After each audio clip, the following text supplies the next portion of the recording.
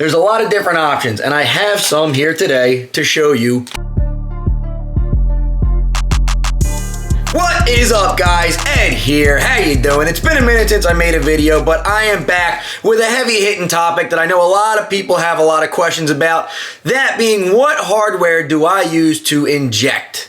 Whether it's HRT, you know, your TRT, whether you're doing a full-blown steroid cycle, whether you have peptides that you want to try out. I assume if you're watching this video, you are probably in your mid-20s, all right? You've been lifting for a few years naturally. Now you want to go full-time, committed to bodybuilding, and you want to step up, get a little enhanced, and dabble with that, but you don't know how to do it.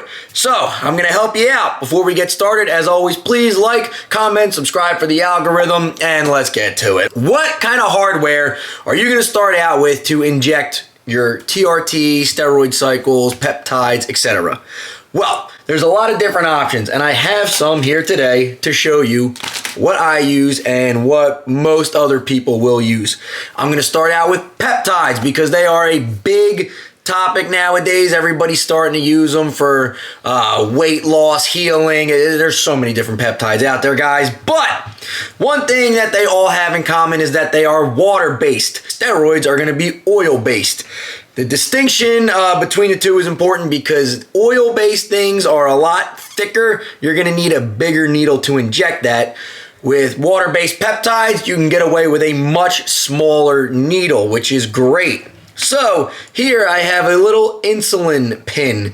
This is a 1 milliliter. All right, so I'm gonna try and hold this up here where you can see it.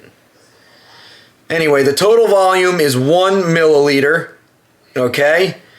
And the needle itself is super, super tiny. This is a 5/16 30 gauge. So the length of the needle is 5/16 of an inch, less than half an inch. And it's 30 gauge, which is very, very thin. They do make a 31 gauge, which is slightly thinner. But this is what you're going to use to inject your peptides. You can get away with a much smaller needle because, like I said, with the water-based things, they flow much easier through the needle. And you're going to inject these subcutaneously. Now, everybody knows you got a layer of fat and then the muscle. So this is going to go into the layer of fat. So when you inject your peptides, you're going to go into your fat layer. But I want to make a note that when you inject into your fat, it's a subcutaneous injection. You can get away with about 0.5 to 1 milliliter maximum. I wouldn't go over 1 milliliter subcutaneous injection. The fat, the adipose tissue, it doesn't like taking more than 1 milliliter of stuff. So this whole thing is 1 milliliter. You can fill that up and you can put that in the fat. I wouldn't do any more than that. If you plan on doing more than 1 milliliter of a peptide or something, for example, I would do a few different spots. So you might have to do one peptide, you know, in your shoulder, one peptide in your ass, or one peptide in the other ass cheek. Don't go over 1 milliliter, just for good practice.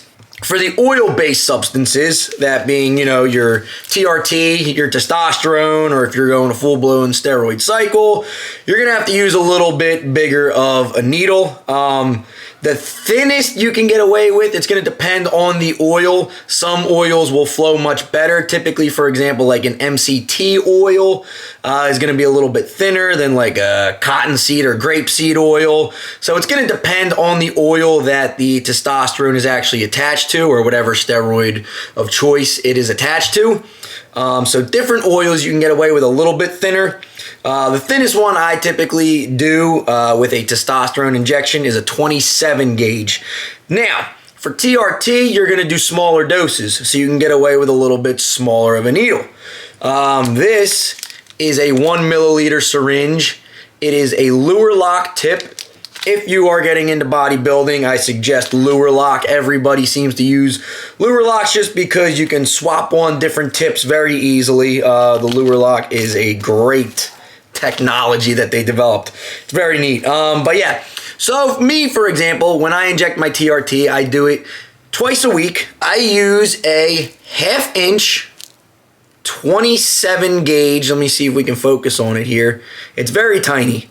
1/2 inch 27 gauge, so slightly longer than the insulin pen here. This is 5/16. This is 1/2 inch. and 27 gauge versus your insulin pen right here is 30, 31 gauge. So this is still very, very tiny, guys. The reason I can get away with this is because I'm doing such a small amount. Like I said, I do 0.4 milliliters 2 times a week. So with 0.4 milliliters, I can put that into the fat tissue. I can do a sub-Q injection or a very, very shallow intramuscular injection. I like a shallow intramuscular injection better than a real deep one because it leads to less scar tissue. You keep pinning yourself in the same spot over and over and over and over again. It's going to be a lot harder to go in. You're going to start fighting that needle through because you develop a lot of scar tissue. It's hard to break through.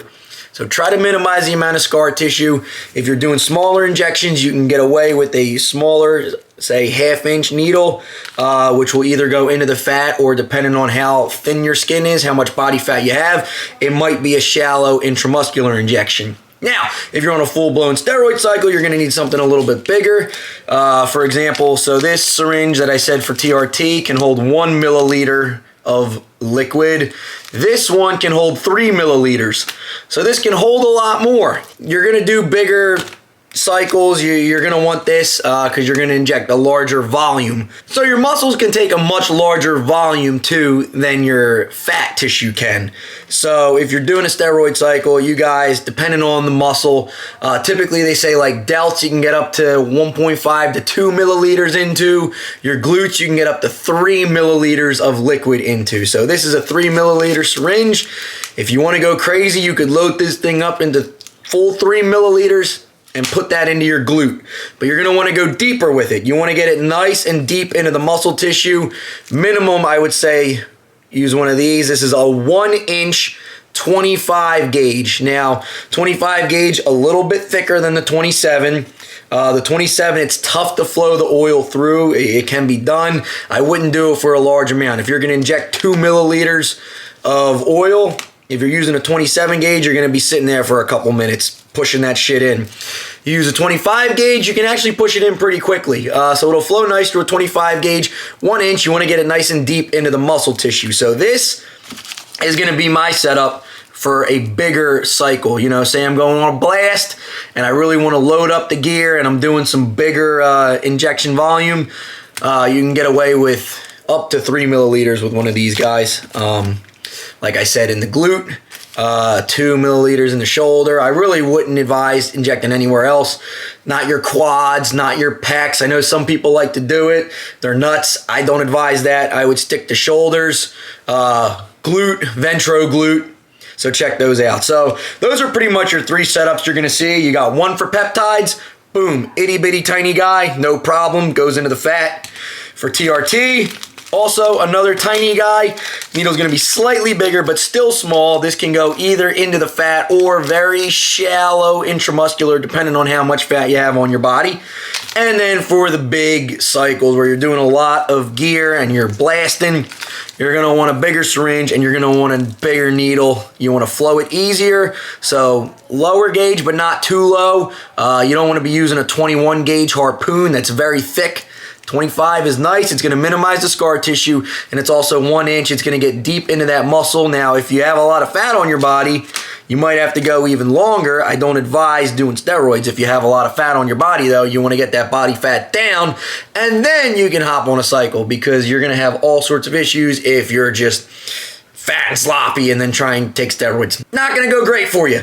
So there you have it. I hope I answered your questions. Like I said, if you guys are doing this, I expect that you're in your mid-20s by now. All right, don't start any younger than that. You should be in the gym for years, naturally, maxing out your physique, and now you are committed, full-time bodybuilding health expert, and you know all of the different supplements that you're going to need to take in addition to these to combat any side effects and stay healthy.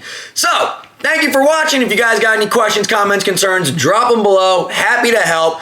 Ed out. That's all I got for you. Bye-bye.